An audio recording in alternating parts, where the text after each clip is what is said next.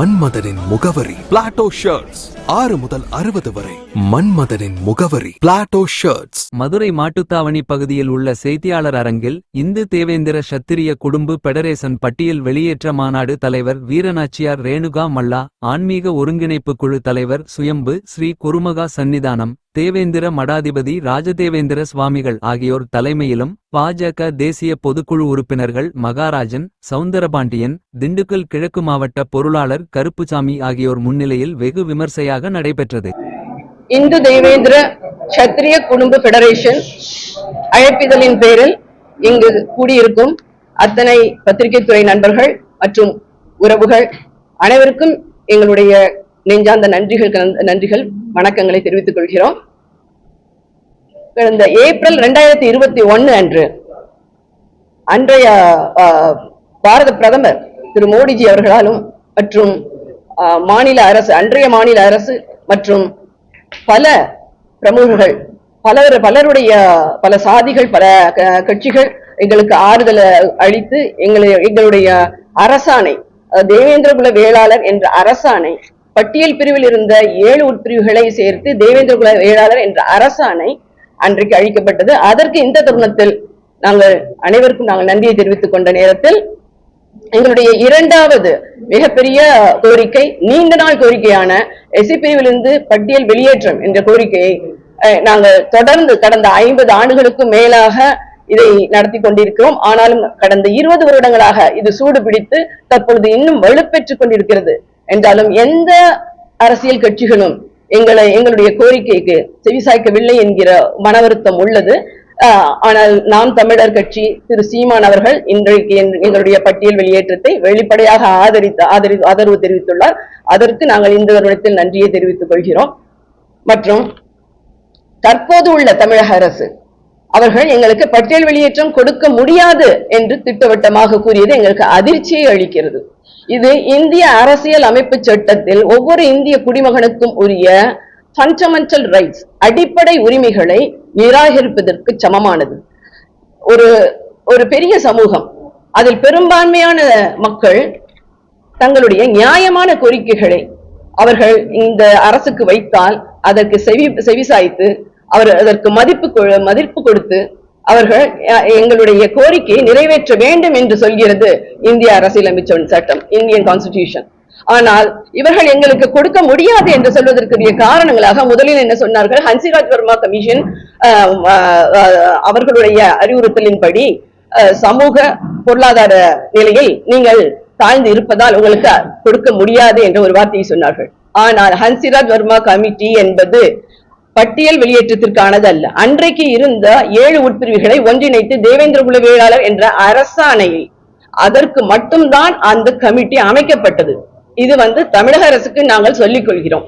அது மட்டுமல்லாது சிலர் எங்களுடைய பெட்டிஷனுக்கு அடுத்து தமிழக அரசு என்ன சொல்கிறார்கள், உங்களுடைய பொருளாதார நிலையை கருதி நாங்கள் இந்த பட்டியலிலே நீங்க தொடர வேண்டும் என்ற ஒரு வார்த்தையை சொல்கிறார்கள். இது முற்றிலும் தவறானது. அன்றைக்கு 1916 ஆண்டு மான்டெக் செம்ஸ்போர்ட் கமிட்டி என்ற எல்லோருக்கும் ஓட்டு உரிமை அப்படி என்ற ஒரு உரிமைக்காக 1919 சவுத் பாரா கமிட்டி தன்னுடைய அறிக்கையை சமர்ப்பிக்கிறது. அந்த சமர்ப்பிக்கிறது அதற்கு எல்லாருக்கும் உரிமை என்கிற வரும் பொழுது டிப்ரெஸ்ட் கிளாஸ், இங்க டிப்ரெஸ்ட் மக்கள் ரொம்ப இருக்கிறார்கள், அவர்களுக்கும் சமான ஓட்டுரிமை வேண்டும் என்று சொல்லும் பொழுது 1932 அதனை தொடர்ந்து இந்திய பிரான்சைஸ் கமிட்டி என்ற லோத்தியன் என்பவருடைய தலைமையில் அவர்கள் ஒரு அறிக்கையை கொடுக்கிறார்கள். அதில் சொல்வதாவது, இந்த டிப்ரெஸ்ட் கிளாஸில் யாரை சேர்க்க வேண்டும் யாரை சேர்க்க கூடாது என்று ஒரு தெளிவாக ஒரு கருத்து வைக்கப்படுகிறது. அதாவது ஒருவர் ஏழையாக இருப்பதனால், அன்றைக்கு டிப்ரெஸ்ட் தான், அன்றைக்கு எஸ்சி என்கிற இது கிடையாது, ஒருவர் ஏழையாக இருப்பதனால் இந்த டிப்ரெஸ்ட் கிளாஸில் சேர்க்க கூடாது. ஆனால் இந்த நாடு என்பது, இந்திய நாடு என்பது இந்து மதத்தால் கட்டமைக்கப்பட்ட நாடு, இதில் கோவில்களால் நிறைந்து உள்ள நாடு. இந்த கோவிலுக்குள் யாரெல்லாம் நுழைய முடியாதோ, யாரெல்லாம் தொட்டால் தீட்டோ, யாரெல்லாம் பார்த்தால் தீட்டோ, இந்த மாதிரி சில கண்டிஷன்ஸ் போறாங்க. அதுல முக்கியமாக அவர்கள் சொல்றது டெம்பிள் என்ட்ரி என்கிற வார்த்தையை அதிகமாக பயன்படுத்துகிறார்கள். ஏன் இந்த டெம்பிள் என்ட்ரி என்கிற சொல்லும் பொழுது, இங்கே சில சமூகம் இந்து சமூகமாகவே இருந்தாலும் இந்த இந்து சமூகத்துக்குள் கோவிலுக்கு சில சமூகங்களுக்கு மறுக்கப்படுகிறது, உள்ளே நுழைவதற்கு சில சமூகங்களுக்கு மறுப்பு இருக்கிறது.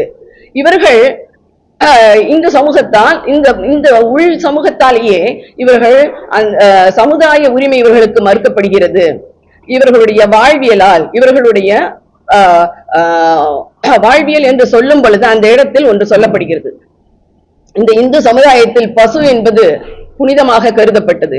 இந்த பசுவின் இறைச்சியை யார் உண்கிறார்களோ அவர்கள் புனிதமற்றவர்களாக கருதி இந்து சமுதாயத்தால் ஒதுக்கி வைக்கப்பட்டார்கள். அவர்களுக்கு சமூக நீதி மறுக்கப்பட்டது. ஆதலால் அவர்களை இந்த டிப்ரெஸ்ட் கிளாஸில் போடுங்கள் என்றுதான் அன்றைய சட்டமேதை அம்பேத்கராகவும் லோத்தியன் கமிட்டியுடைய minute one of the members ஆகவும் சட்டமேதை பாபாஜி அம்பேத்கர் அவர்கள் உறுப்பினராக இருக்கிறார். அவர் ஸ்ட்ரிக்டா சொல்றார், ஒன்லி தி அன்டச்சபிள்ஸ் என்கிற வார்த்தையை அவர் சொல்றார். தீண்டத்தகாதவர்களாக இந்த சமுதாயத்தில் யார் கருதப்பட்டார்களோ அவர்கள் ஐ மைசெல்ஃப் சார்ட் அவுட் என்கிற வார்த்தை சொல்றார். நானே இதற்கு இல்லாமல் வேற யாராவது இதை சேர்த்திருந்தால் அவர்கள் இந்த சலுகையை அனுபவிக்க கூடாது என்கிற வார்த்தை சொல்கிறார். ஆனால் இந்த வரையறைக்குள் தேவேந்திர குல வேளாளர் என்கிற நாங்கள் என்றென்றும் வரமாட்டோம் என்பதுதான் எங்களுடைய திட்டவட்டமான செய்தி. ஏனென்றால் நாங்கள் பசுவை வணங்கும் வேளாண் குடிமக்கள், மருத நிலத்தை உருவாக்கிய ஏறும் போரும் செய்த வேளாண் குடிமக்கள். அந்த ஒவ்வொரு சிவாலயங்களிலும் இருக்கக்கூடிய நந்தி என்பது வேளாண் குடியின் உழவுக்கு அடிப்படையாக, உழவின் தத்துவமாக உருவாக்கப்பட்டது. ஒவ்வொரு சிவாலயங்களிலும் மேலே நந்திகளை வைத்தார்கள் என்றால் அது உழவின் அடிப்படையாக, உழவின் சின்னமாக வைத்தது. அந்த உழவின் அடிப்படையில் உலகுக்கு சோறு போட்ட 12,000 நெல் பயிர்களை விளைவித்த ஒரு மிகப்பெரிய குலம் இது. இப்ப எங்களை அந்த டெப்ரஸ்ட்ல போட்டது மிக பெரும் தவறு. சோ வாட் வி நாங்கள் கேட்பது என்னவென்றால், அன்றைக்கு பண்ணின தவறை இன்றைய அரசாங்கம் சரி செய்ய வேண்டும். Rectification of the mistakes done by the past government என்கிறதை நாங்கள் அடிப்படையாக வைக்கிறோம். சரி, போட்டுட்டாங்க ஏதோ. அன்றைக்கு ஏன் உங்கள் முன்னோர்கள் அதெல்லாம் தெரியலையா அப்படின்னு கேட்டால் உண்மையில் தெரியவில்லை. ஏனென்றால் அன்றைக்கு இந்த மாதிரி மீடியாஸோ ஒரு கம்யூனிகேஷன் இது ரொம்ப கம்மியா இருந்தது. அது மட்டுமல்லாத சலுகைகள் என்கிற போர்வையில் எல்லோருக்கும் சலுகை வழங்குகிறோம் என்று சொல்லி எல்லாரையும் அட்ராக்ட் பண்ணாங்க. எங்க மக்கள் மட்டுமல்லாது இன்றைக்கு தன்னை பெருமையாக சொல்லிக் கொள்கிற பிசி சமூகங்கள் சொல்றது, எம்பிசியோ எல்லாருக்குமே சலுகைகள் என்று அவர்கள் எங்களையும் எஸ்சில போடுங்கன்னு சொல்லி எல்லாரும் கேட்டாங்க. ஏன்னா இந்த சலுகைகள் என்கிற வார்த்தை, ஏன்னா இதுக்கு சட்டநாதன் கமிஷனும் 1971 பிற்படுத்தப்பட்டோர் நலத்துறை அறிக்கை சட்டநாதன் கமிஷனும் 1984 அம்பாசங்கர் கமிஷனும் இதற்கு சாட்சியாக இருக்கிறது. அதனுடைய மொத்த ஃபைல் என்கிட்ட இருக்கு. யார் யார் எந்தெந்த சமூகங்கள் எங்களை ஆதிதிராவிடர் பட்டியலில் சேருங்கள் என்று கத்தினார்கள். போராட்டங்கள், மிகப்பெரிய போராட்டங்கள் காமராஜர் பீரியடில் 1954 நடந்து MSM நம்பர் 353 என்பதுபடி அவர் ஒரு ஆணை பிறப்பிக்கிறார். இன்றைக்கு எஸ்சிக்குரிய அத்தனை சலுகைகளும் பேக்வர்ட் கம்யூனிட்டி என்று சொல்லக்கூடிய பிற்படுத்தப்பட்டோருக்கும் உண்டு என்கிற ஆணை MSM நம்பர் என்கிட்ட இருக்குது.